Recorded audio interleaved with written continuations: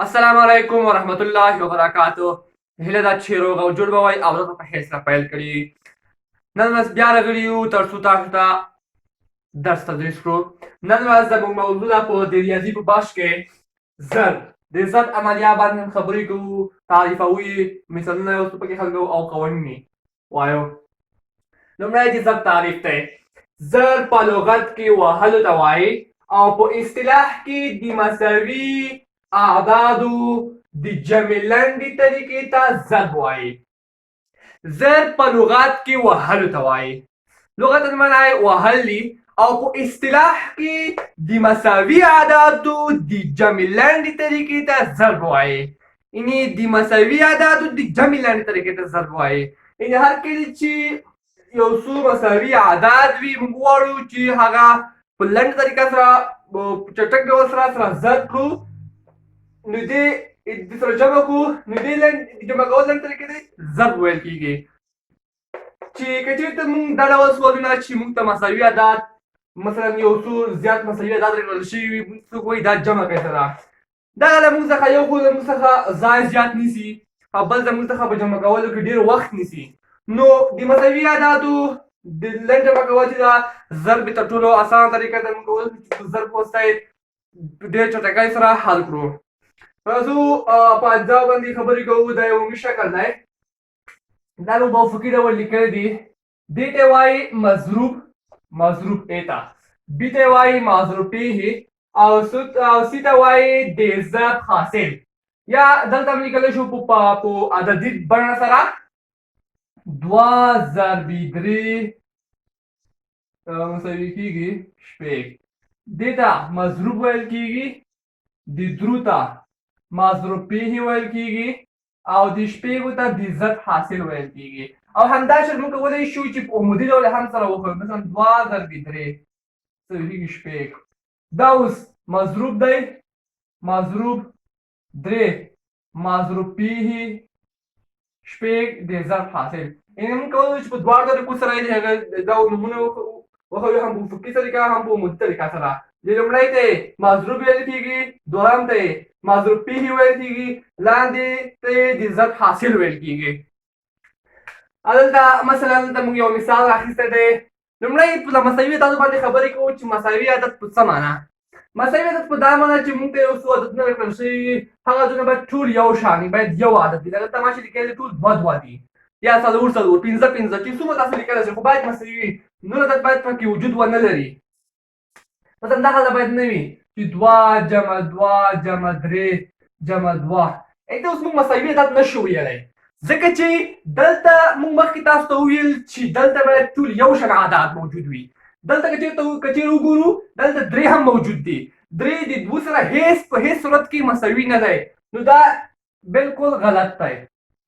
دا موږ سره هیڅ کله موږ نشو کولی چې په لنډ طریقه سره یې دا موږ سره ضرب کړو. د جمع لنډ طریقې ته ضرب په دې حالت کې نه ویل کېږي، په دې حالت کې ویل کېږي. اوس نو که چې دا موږ سره جمع کوو، په جمع سره جمع کوو یې له موږ څخه لږ وخت نیسي او ځای هم فکر وکړئ ډېر نیولی دی.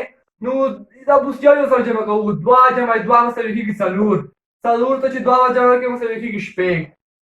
اوس که چېرته موږ غواړو چې دا په ډېره اسانۍ سره په ضرب طریقه سره حل کړو، نو دا ډول یې حلوو چې لومړی د مساوي اعدادو شمېر راخلو چې مساوي اعداد څو وارې لیکل شوي دي. که چېرته وګورو 1 وار 2 وار 3 وارې مساوي عدد 3 وارې لیکل شوي، دلته به 3 ولیکئ، ضرب علامه په خپله ولیکئ.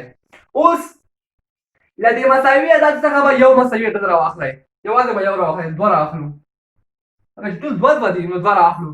نو اوس یې سره ضربوو. په ډېر کم ځای کې موږ دا سوال ځای کړلو او په ډېر اسانۍ سره موږ کولی شو چې ځواب یې راوباسو. 2 3 6. تاسو وکتل چې په حاصل کې هېڅ قسم توفیر نشته. موږ په ډېر لنډه طریقه سره د سوال ځواب راوباسلو او ځای هم موږ څخه ونیولو.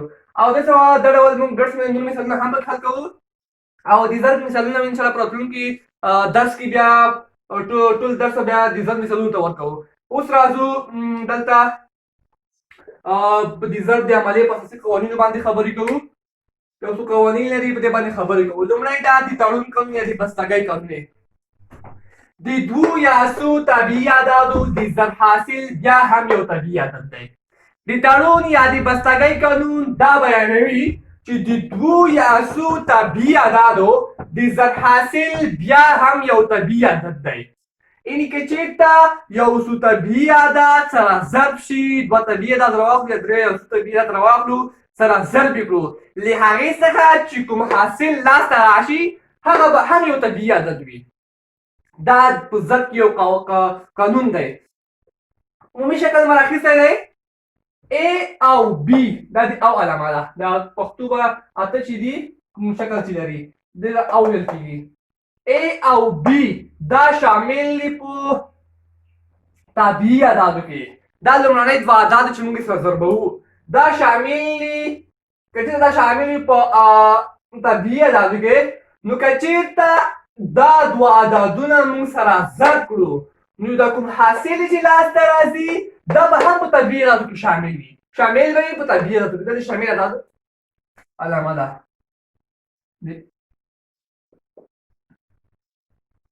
شاملیت علامه ده. دا علامه د او ده. نو راځو عددي مثال دی. راځو څلور او درې دا شامل دي په طبیعي اعدادو کې. عددي مثال دی څلور او درې شامل دي په طبیعي اعدادو کې. نو که چېرته څلور او درې دوه عددونه سره ضرب شي، له هغې څخه چې کوم حاصل لاسته راځي څلور ضرب درې مساوي کېږي 12. نو دا 12 به هم په طبیعي اعدادو کې شامل وي، چې دا د په ضرب کې د تړون یا د بستګۍ قانون ده. په ضرب کې صدق کوي. دویم قانون ته راځو. یا په دې کې یو بل مثال درته حل کړم.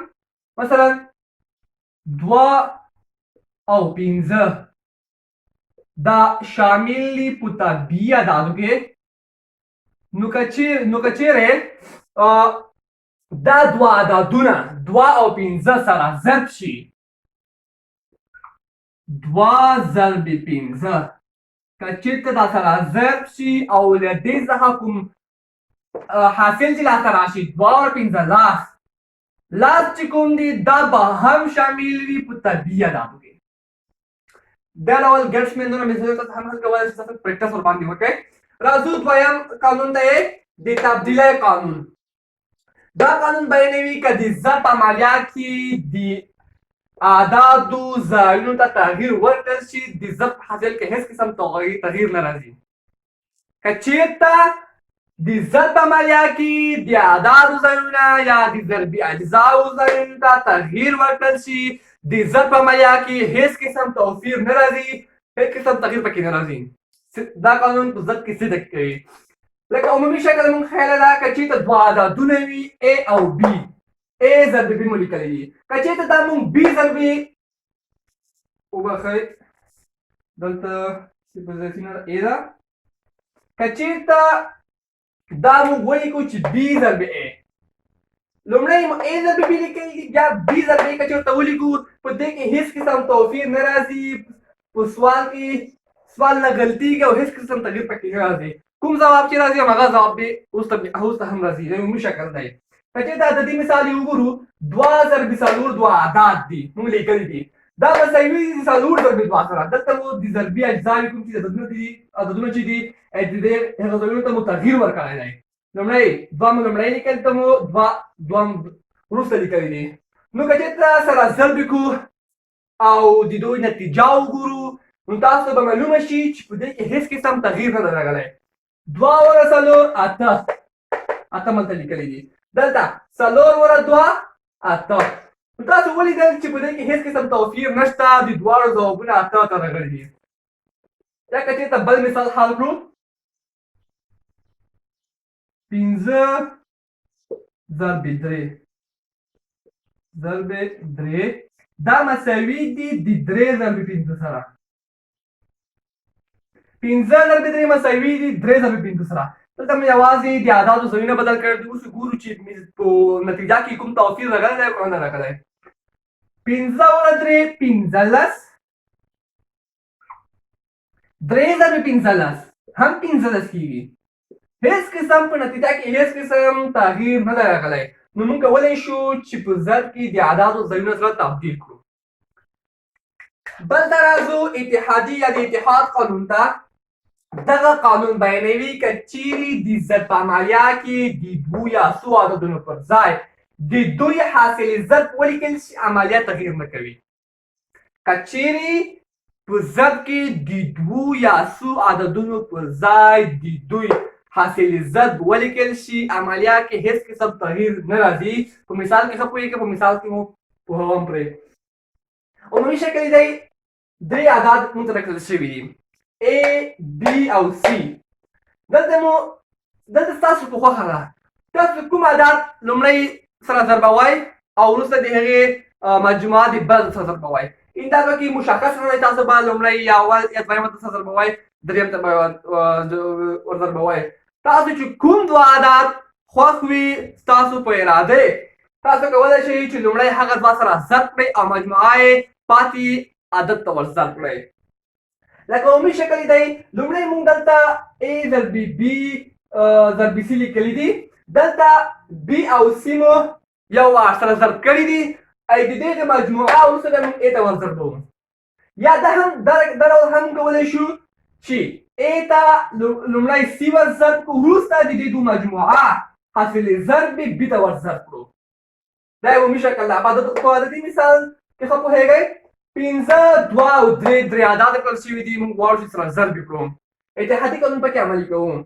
لومړی دلته 2 او 3 چې کوم اعداد دي تاسو یې وینئ دا سره ضربوو. د دغې دوو مجموعه چې دو حاصل ضرب چې ده هغه وروسته د 5 ته ور ضربوو. ګورئ 5 مو لیکلي دي، 5 مو خپل راخیستي دي. 2 ضرب 3 مساوي کېږي 6. شپږ دې دوه مجموعه څه شوه؟ شپږ شوه. شپږ اوس د پاتې ته ور ضربوو.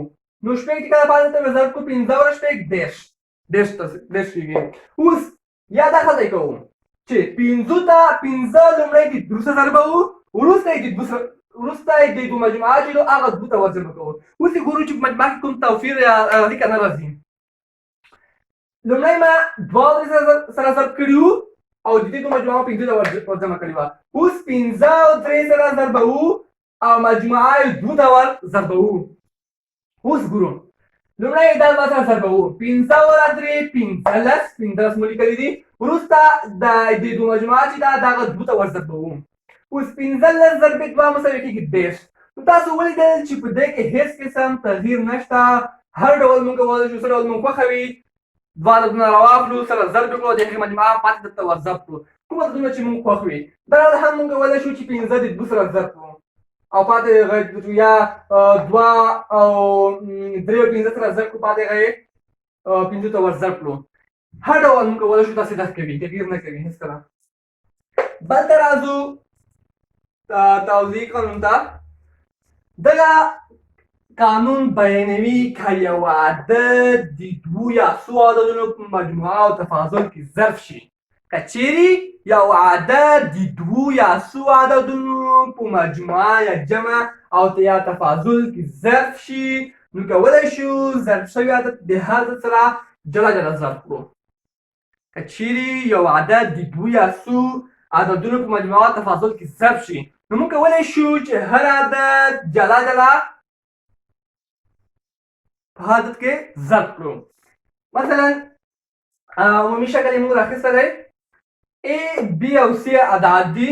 دلته B او C عدد چې دي دا موږ په دوو شکلونو کې لیکلي دي، هم د جمع په حالت کې او هم د منفي په حالت کې.